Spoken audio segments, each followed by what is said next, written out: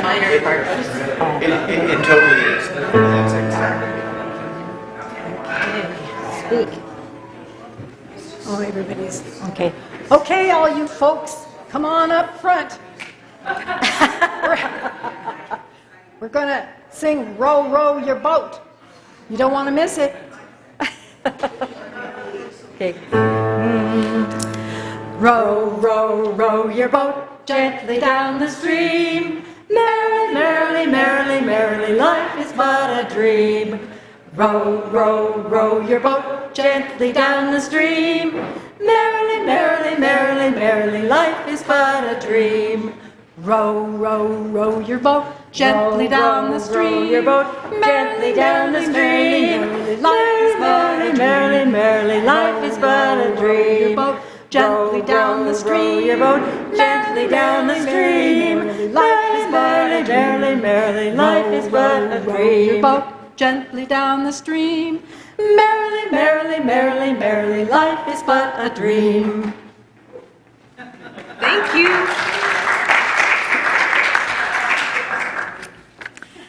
Thank you for starting us out so nicely. Hello, I'm Lisa Conger, your lay leader this morning, and I want to welcome you to the Unitarian Church of Spokane, and we're glad to have you with us. UUCS is a welcoming congregation, and we appreciate your unique background, beliefs, lifestyle. If you're one of our longtime members or are visiting us for the first time or been here just a short time, or watching online, we're glad to have you with us. And I'd like to especially welcome Jerry White, our guest speaker, whom I'll introduce a little bit later before his sermon. So please take a few moments now to greet one another and be sure to say hello to someone you haven't met yet.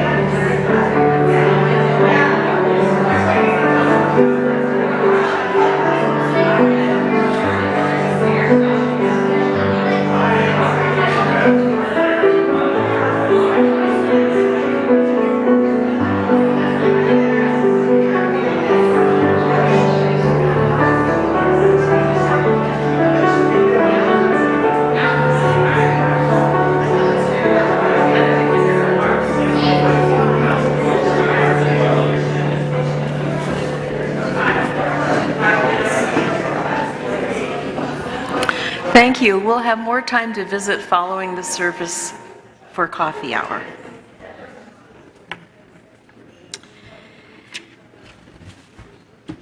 We now turn from our informal greeting of one another to formally begin our service by lighting our chalice, the symbol of Unitarian Universalism, the symbol of our unity and solidarity, of our openness and inclusion, of our community and individual uniqueness. May this small flame be our offering of warmth to those who are cold and alone, and a light to those in darkness. May it be a flame that ignites justice in our world and a beacon of hope to those in need. And may it reflect at least a spark of truth wherever truth has been lost, and cast a healthy shadow of doubt where it has been found. Since our focus this morning is on water, specifically rivers, I would like my opening words to flow as water can, To aid me in this, I share this poem by Sherry Wagner, entitled Creek Song. It begins in a cow lane with bees and white clover, courses along corn, rushes Alexandrando against rocks. It rises to a teetering pitch as I cross a shaky tree bridge, syncopates a riff over the dissonance of trash, derelict icebox with a missing door, mohair love seat sinking into thistle. It winds through green adder's mouth, faint as the bells of Holsteins heading home. Blue shadows lengthen, but this undertow of a harmony pulls me on through raspy Joe Pye weed and staccato barbed fence. It hums in a culvert beneath cars, then empties into a river that flows oboe deep, past Indian dance ground, water wheel and town, past the bleached stones in the churchyard, the darkening hill. And from John O'Donohue, an excerpt from his poem, In Praise of Water. Water, vehicle and idiom, of all the inner voyaging that keeps us alive, blessed be water, our first mother.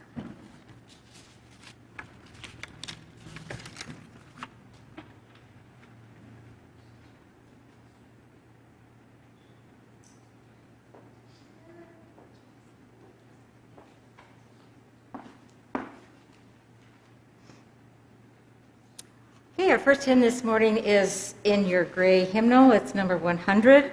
I've got Peace Like a River. We'll do verses 1, 3, and 6. 1, 2, 3, and 6. Oh, yeah, 1, 2, 3, and 6.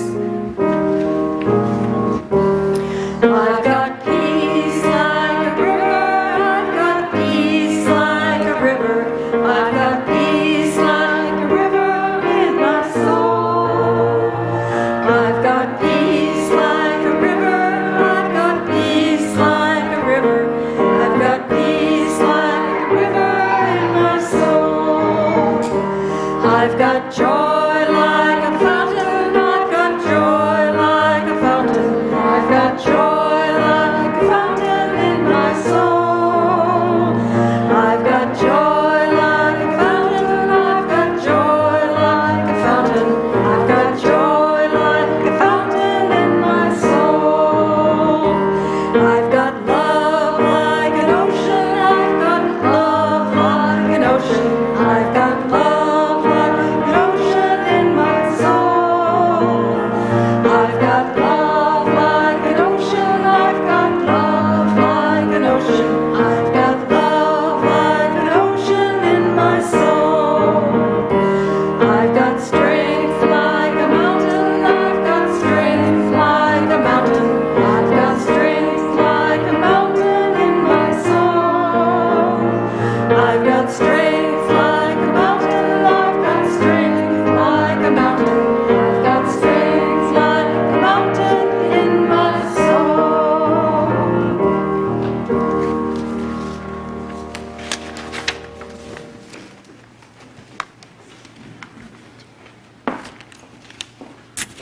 Each time we gather as a congregation, there are always those who are with us in our hearts and minds and who we want to wrap in our love and care. We kindle light this morning for casualties of the war in Ukraine. Let us share a moment in silence, embracing others who are here in our hearts this morning. You are welcome to say their names aloud as you are willing.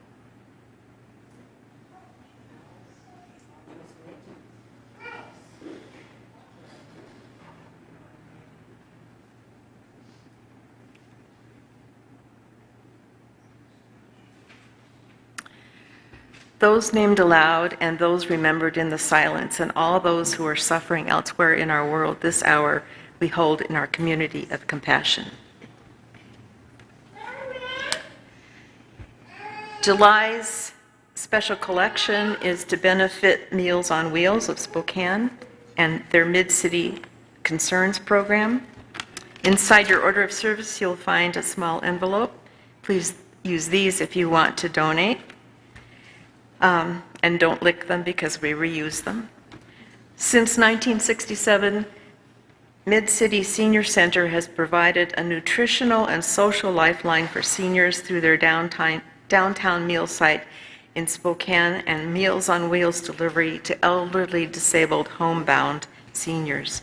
The center is open 5 days a week and provides a warm, inviting, and safe environment for men and women who are predominantly living alone. With the help of more than 450 volunteers, including some congregational members, they serve over 500 meals daily and more than 170,000 meals per year. If this appeals to you, please donate with the envelope provided. We now gratefully give and receive this morning's offering, which sustains this community and its mission for the larger world.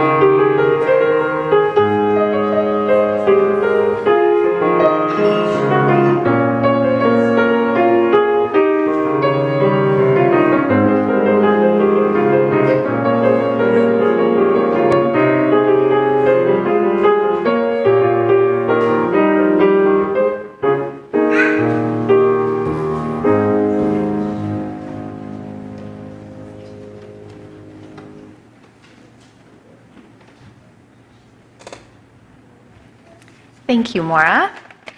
So I forgot to give credit where it is due during the first service. This is something I have adapted from Molly Hausch-Gordon and Jamila Batchelder. So with that out of the way, I invite all of the children to come forward if you'd like for our time for all ages, but please know that today's story involves everybody. And so kids, if you want to help be my leaders, you can choose to actually stand up in front of section number 1. So everybody in section number 1 here, hold up a number 1. There's just 2 of you. There you go. Oh, 4. There we go. Nice and strong. Good. Section number 2. Section number 3. And section number 4. Brooklyn, do you want to lead one of the groups? Yeah? Which group do you want to lead? 3. Perfect.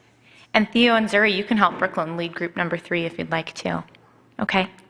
All right. So section number 1 gets us started. You're going to make your fingers drop like rain. Yes, just section number 1. And keep going until I tell you to stop. Rain falls upon the surface of the earth, and pulled by gravity, each drop begins to flow downhill. Keep going. Section number 2. Drop merges with drop, flowing together into a trickle, a streamlet, a creek, a mighty river flowing onward. Good. Sections 1 and 2, keep going. Section number 3, ready to help, Brooklyn? Some of the water seeps down into the earth itself as groundwater or deep aquifers where it will stay for days, years, or even millennia. Good, so sections 1, 2, and 3, keep going. And now section 4. Until it's pulled up again by tree roots, wells, springs, and geysers so that the sun's rays warm the water, calling it back into vapor so that it can rise up, up, up into the higher atmosphere to where the air grows cool. There the water vapor slows and cools and begins to turn again back to droplets. Droplets find droplets and join together again and again, forming clouds growing heavier and heavier, until at last the weight of them pulls them down again and rain falls on the surface of the earth again. Everywhere on earth, at every moment, is somewhere in this never-ending cycle. Thank you for illustrating that cycle this morning. You may rest your hands. Some of you know that I'm a movement teacher, and so it's a lot of fun to see you all moving with me this morning. So what you just illustrated was the beautiful water cycle that exists in nature, but it doesn't only involve rivers and plants.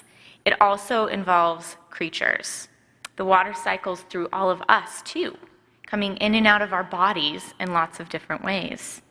That means that the molecules in our Spokane River could have been in the tears of joy and sorrow cried by the first person who ever felt love, or that the water from our church sink contains within it molecules that were once in the best tomato soup someone ever had, or in the blood of the mothers that birthed our grandmothers, grandmothers, grandmothers, grandmothers, or even in dinosaur pee.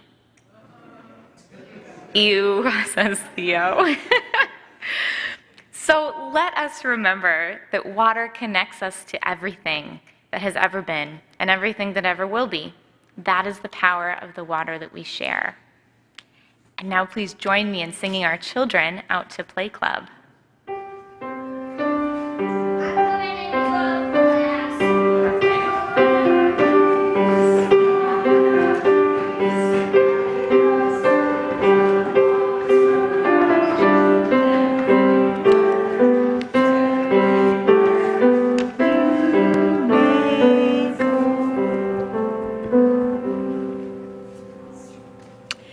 Now is the time in our service for our meditation.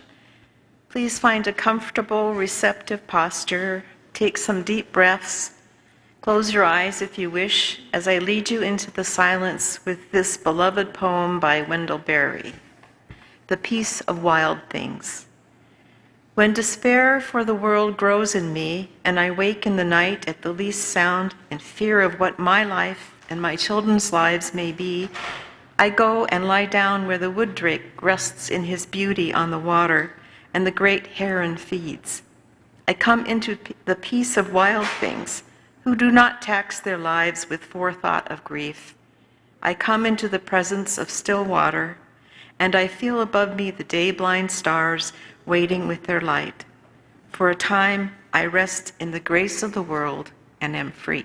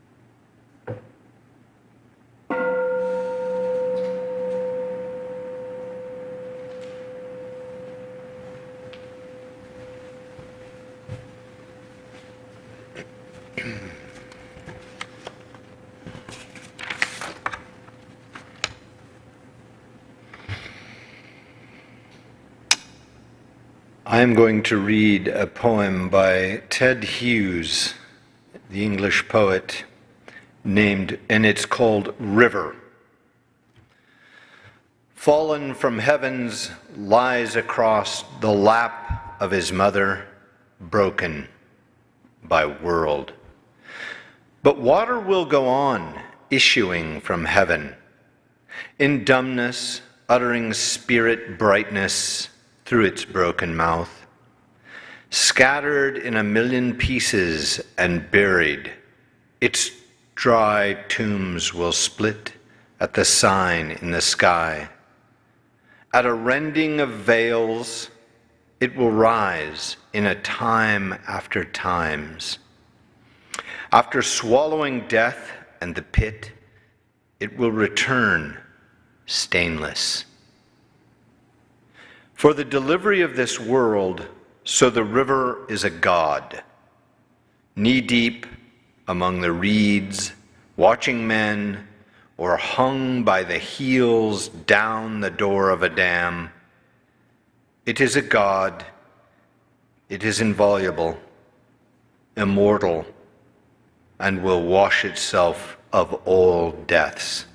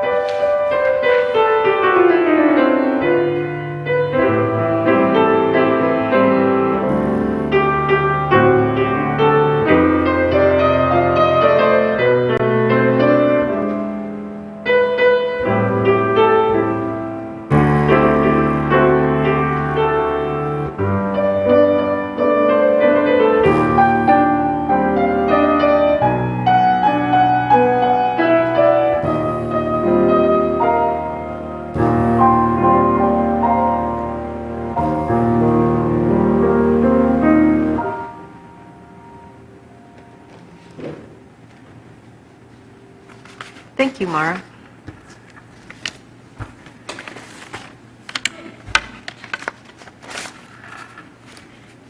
I am happy to introduce my friend Jerry White Jr., who became the Spokane Riverkeeper in 2014 after being an unofficial advocate for fish and rivers for many years.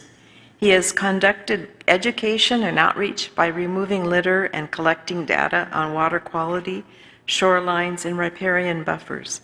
He continues to negotiate on behalf of the public regarding PCB pollution and water quality standards in our basin. Welcome, Jerry.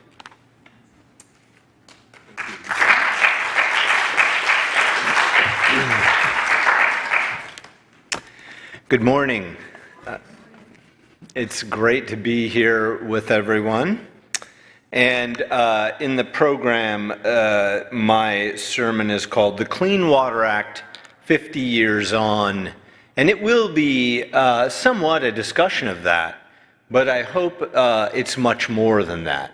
And in fact, well, I won't try to describe it anymore. I'll get right into it.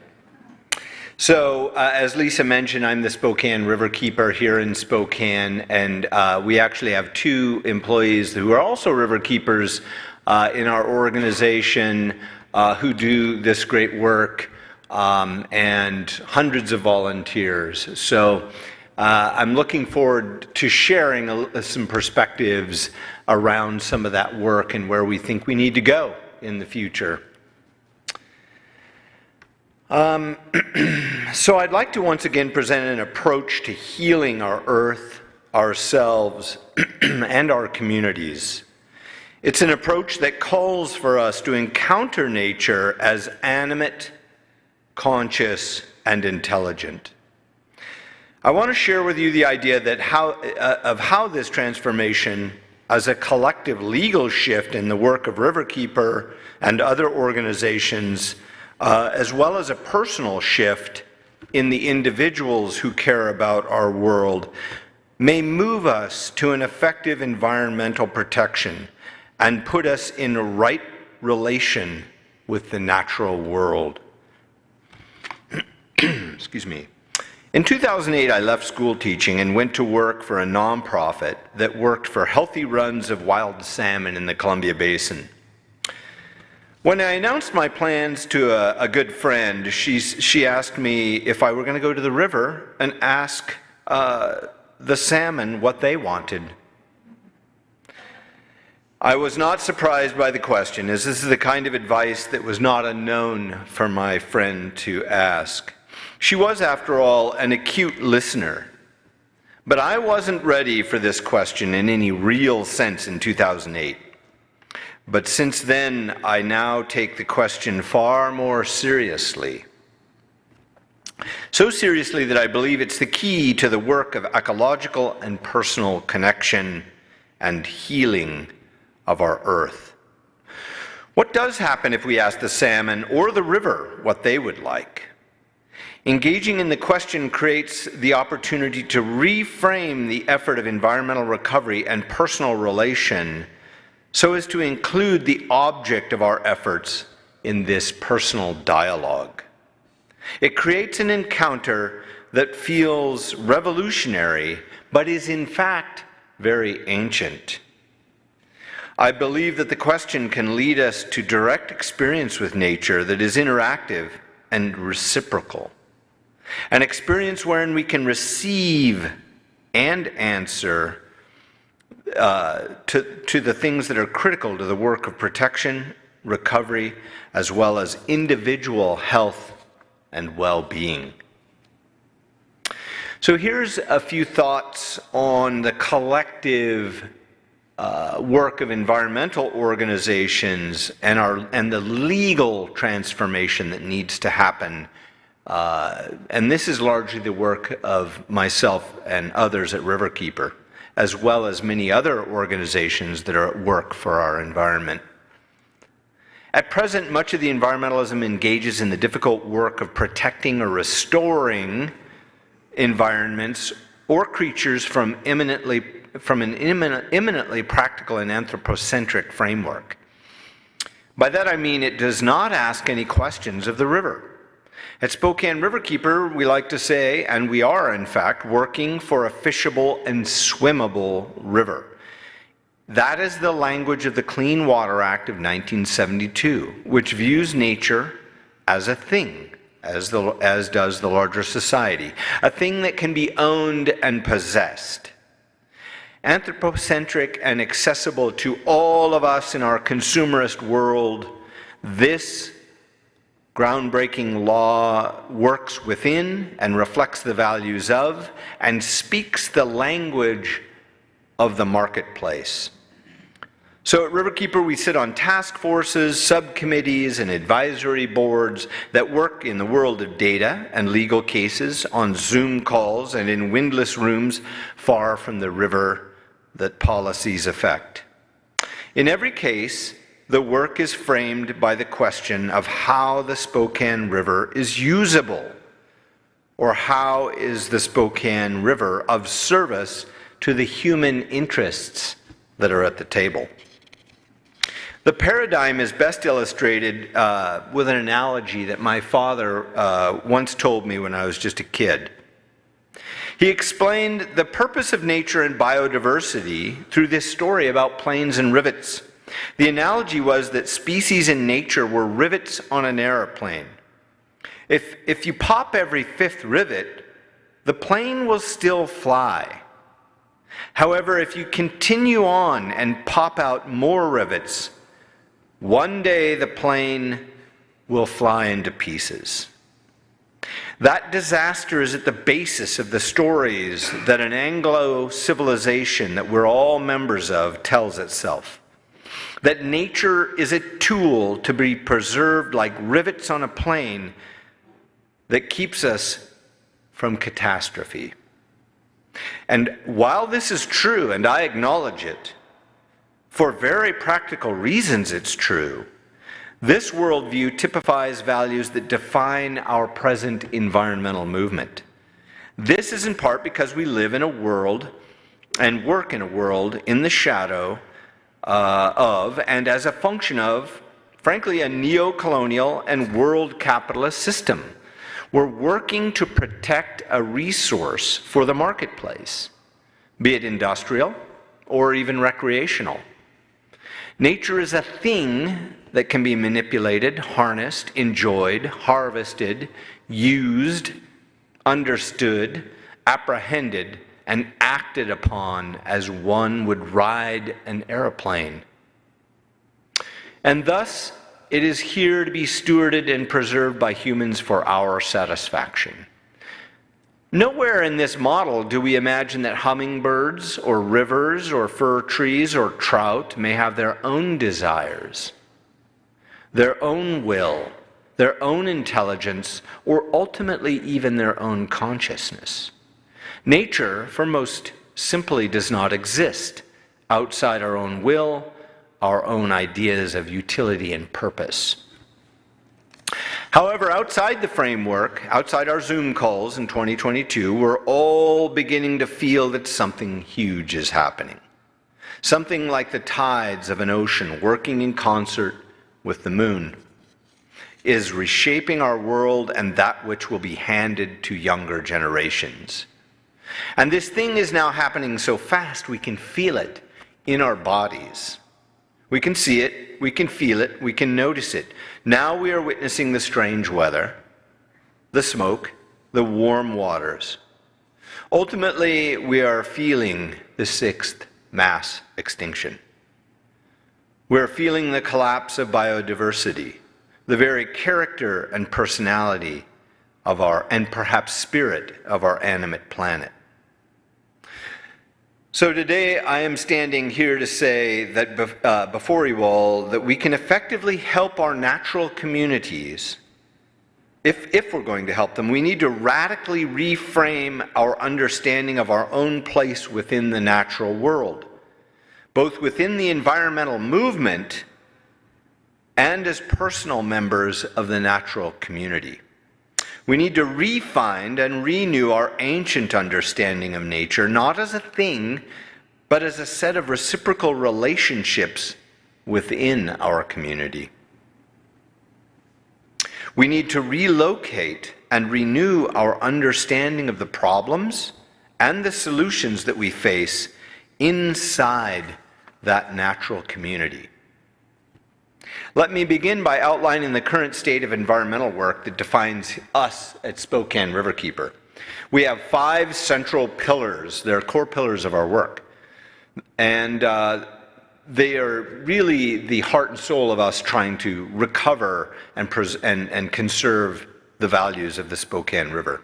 Native fish recovery, clean water defense. We have a big riverside litter pickup program. We have a fairly large river science program, and we have a river flow protection that some of you may have felt. It will touch all of you who are inside the city limits of Spokane.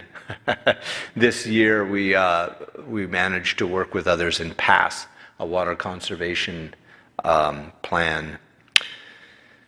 So perhaps the most profound, what I'd call tools we have, is the Clean Water Act of 1972, which is 50 years old this year. It's a set of laws that revolutionized our ability to protect our waterways. It deserves respect in its 50th year, as do the ancestors and people who worked to pass and continue to work to enforce it. It was a landmark law. And so this is where I say thank you to the Clean Water Act, and thank you to those who worked during the Vietnam War as it raged to pass this beautiful piece of legislation at a very time when our nation was waging a war against the environment and against the people. and communities in Southeast Asia. However, the law was bound by conditions of its time. It was passed as an extension of an English legal system, which envisioned nature and our waters as property held in common. When the values or designated uses, as they're called, inherent in the property were damaged or harmed, those who used the legal commons, the rivers, who could show that they have standing from that use, could in limited cases take the offender to court for damages. Fishing, swimming, and in some cases even drinking became protected uses on the commons or the waterways. However, industry or other parties also in this law continue to use the waters as conveyances of pollution, and disposal of toxic garbage was seen and is defined as a legitimate use. As long as the discharge of pollutants and the conveyance of pollutants had or has a legal permit with defined legal limits, it is actually protected under the Clean Water Act, that use. These parties were and are free to harm fish, to harm birds, to harm water, and frankly, in some cases, to harm people. For those of you that have been following the news, you're seeing that it's suspected that the chemical PFAS is perhaps the culprit in the fatty liver disease that is unfortunately plaguing young people in this day and age now.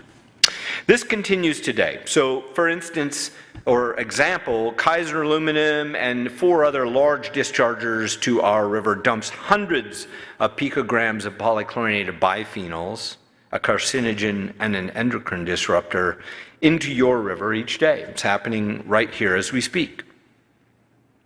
The City of Spokane wastewater treatment plant, as hard as the work they've done to clean their discharge up, still discharges PBDEs, a type of toxic fire retardant, into the river. Our job at Riverkeeper is to sort through mountains of paperwork, contact the arbiters of protection, federal and state agencies like the Department of Ecology and the EPA, whose budgets, I would remind all of us, are determined in the political realm by politicians and people. And our job is to negotiate for water and to keep the pressure on these agencies to assure that the policy firewalls reflect adequate protection of the commons under this legal arrangement. In this case, the Spokane River is the object of our protection. And in some cases, we can use third-party lawsuits to assure that discharge of pollutants to the river do not exceed legal limits. We actually have 2 legal cases underway at the moment for exceeding permits. The concept is deeply affected by the neoliberal context and the U.S. zeitgeist at the time in the 1970s.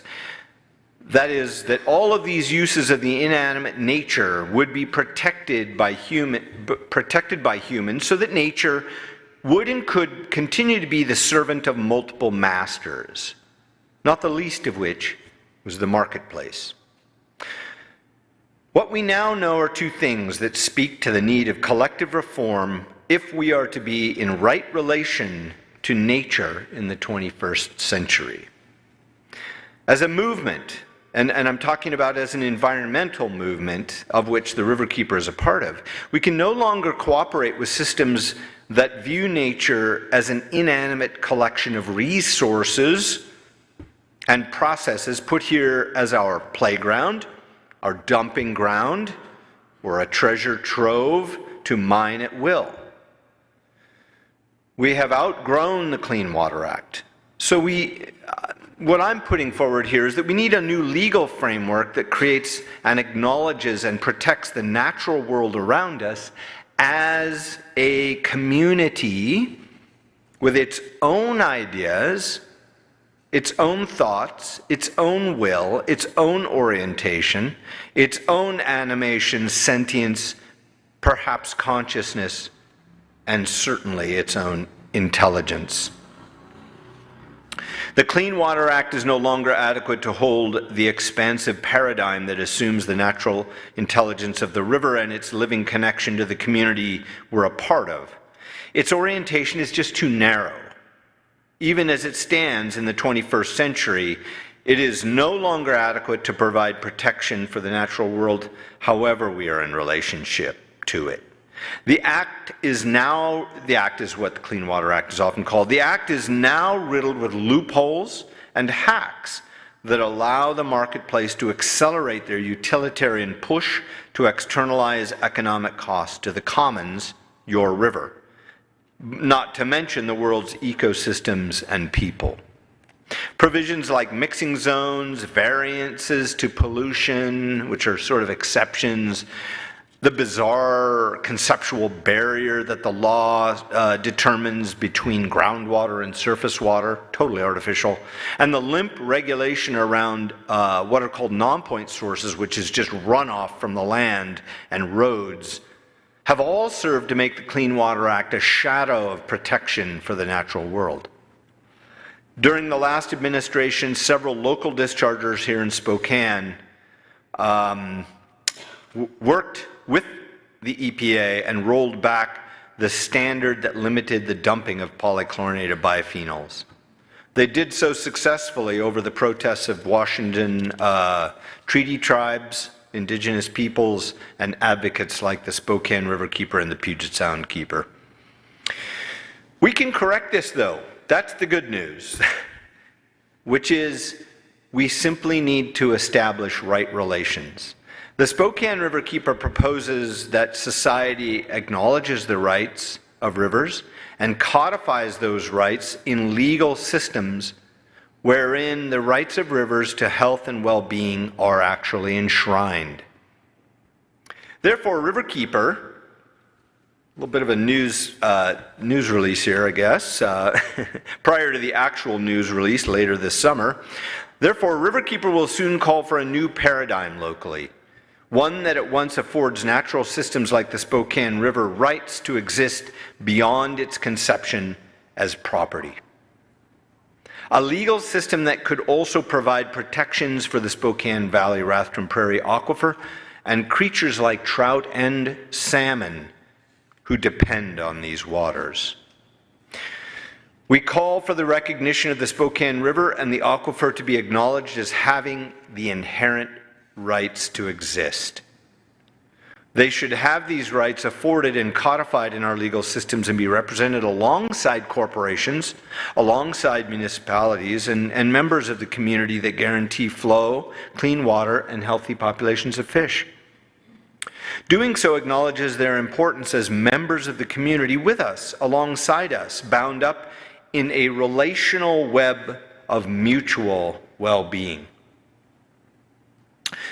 We need to reform that which will bring an end to systems wherein market forces use excessive and relentless political pressure to continue to widen the definitions of acceptable destruction under the Clean Water Act.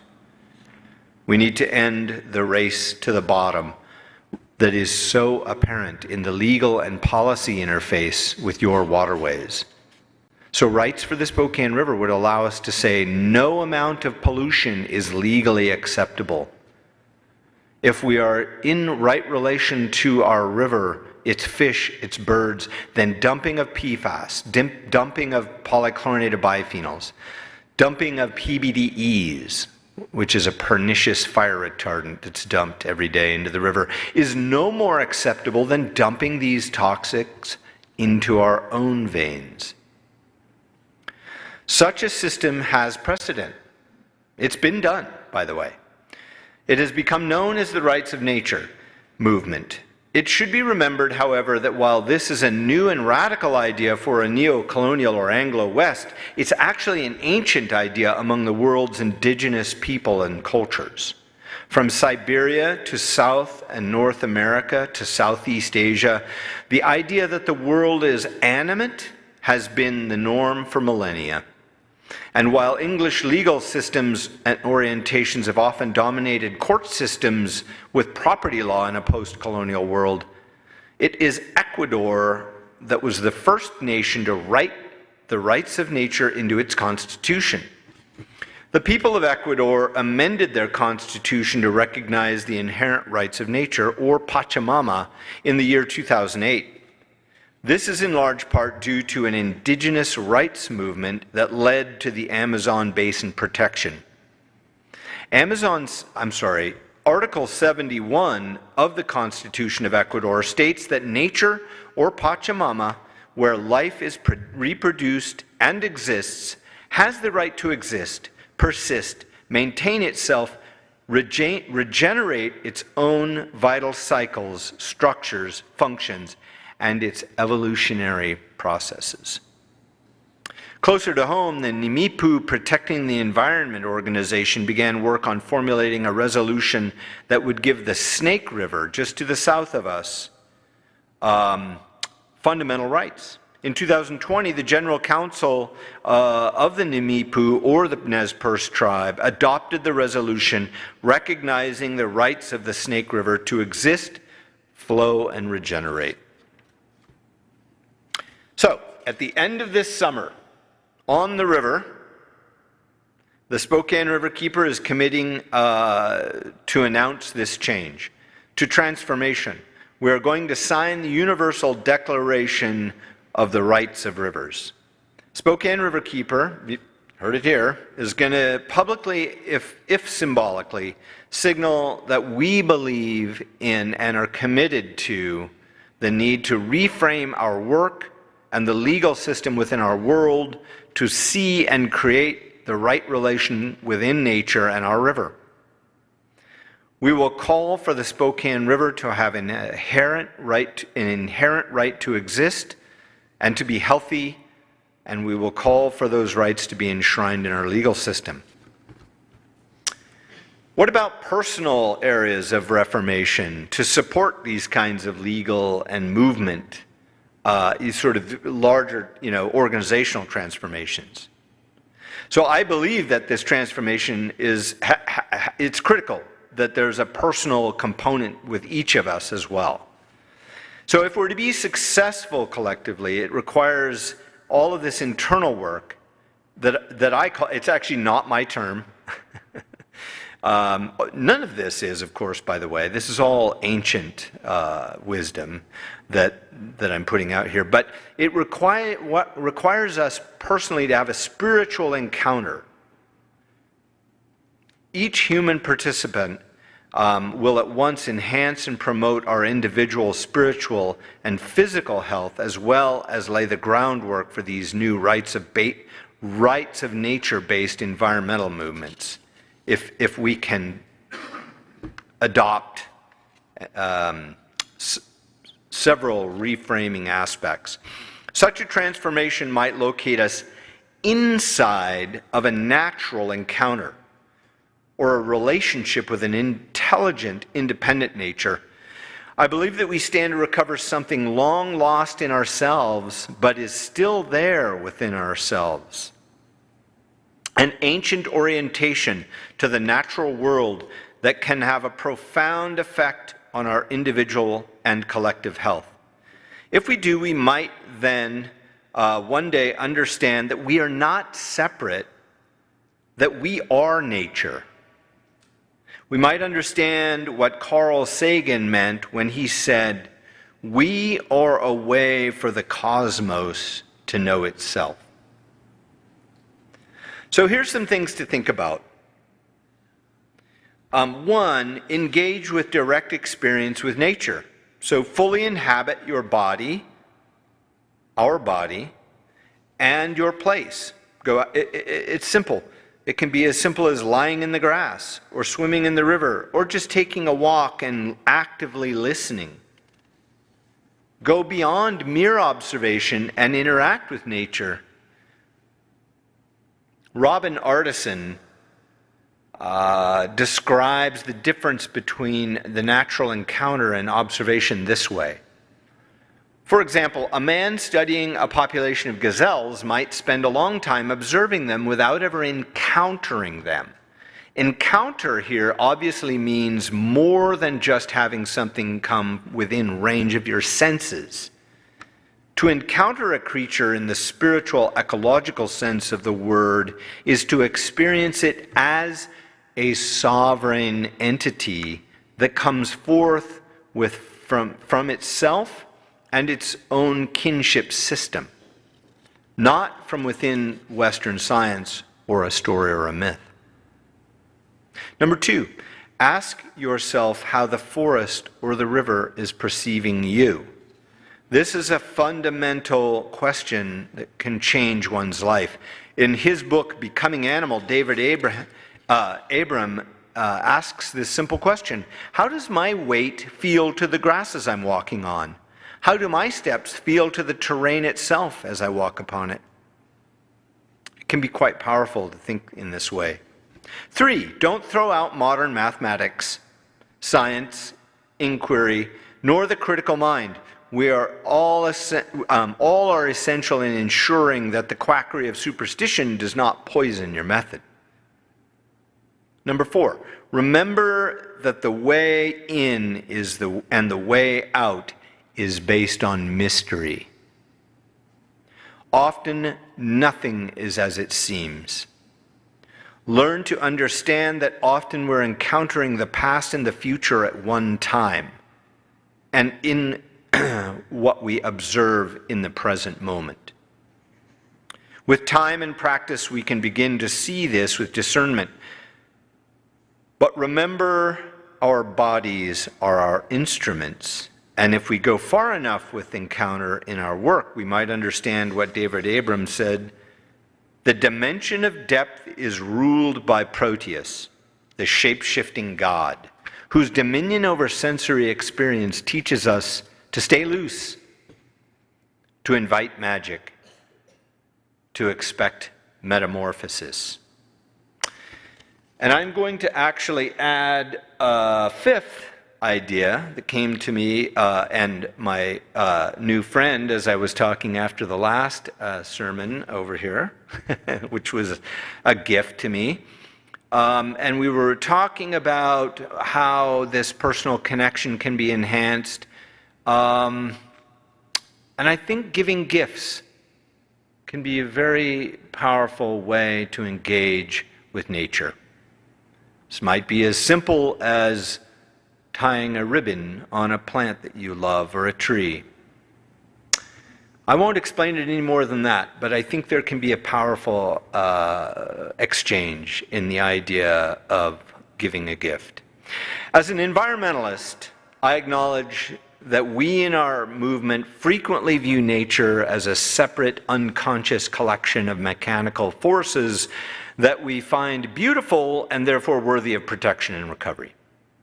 What I'm suggesting is that the environmental movement will need to work at the forefront of reframing the legal realities that acknowledge not just nature's beauty, but its intelligence, its animation, consciousness of things like the waters and the lands and the creatures with which we work.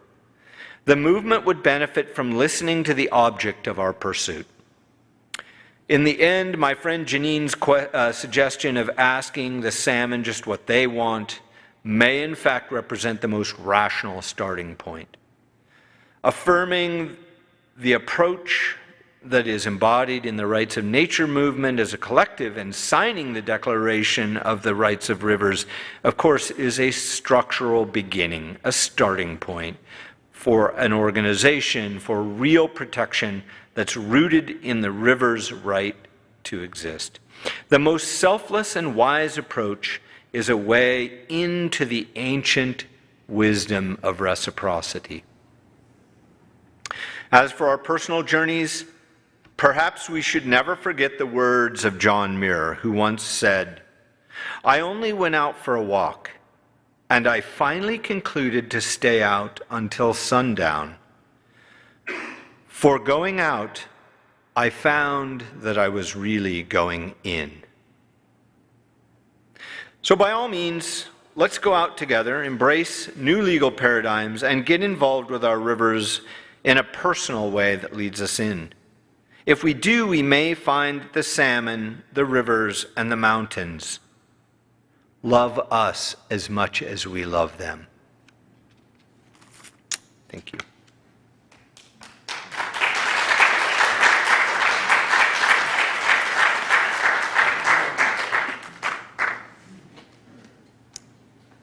Now, if you could stand, we'd like to sing together a song that about a river that our own Spokane River is a tributary. So we'll sing "Roll On, Columbia, Roll On."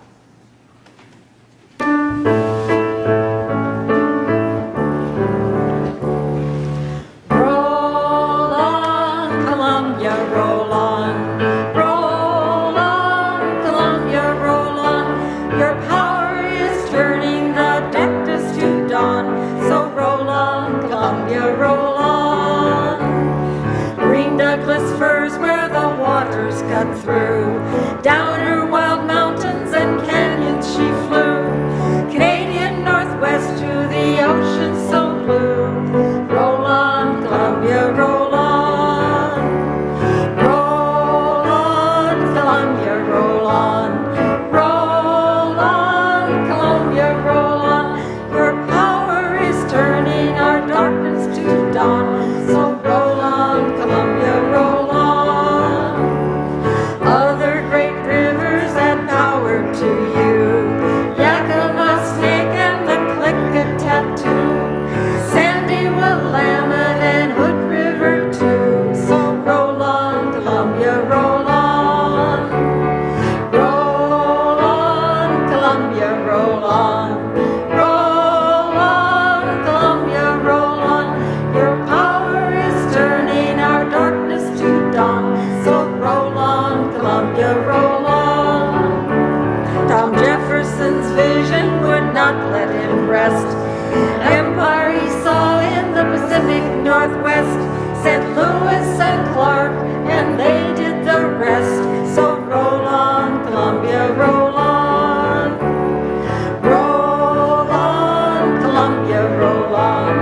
Roll on, Columbia, roll on. Your power is turning our darkness to dawn. So roll on, Columbia, roll on. And on up the river is Grand Coulee Dam, the mightiest thing ever built by a man, to run the great factories and water the land. So roll on, Columbia, roll on. Roll on, Columbia, roll on. Roll on, Columbia, roll on. Your power is turning our darkness to dawn. So roll on, Columbia, roll on.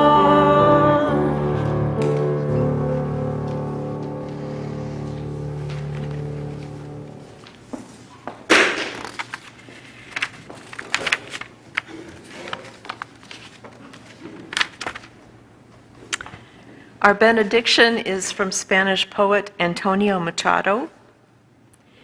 In our souls, everything moves guided by a mysterious hand. We know nothing of our own souls that are ununderstandable and say nothing. The deepest words of the wise man teach us, the same as the whistle of the wind when it blows, or the sound of the water when it is flowing. Amen, blessed be, salam alaikum, and shalom.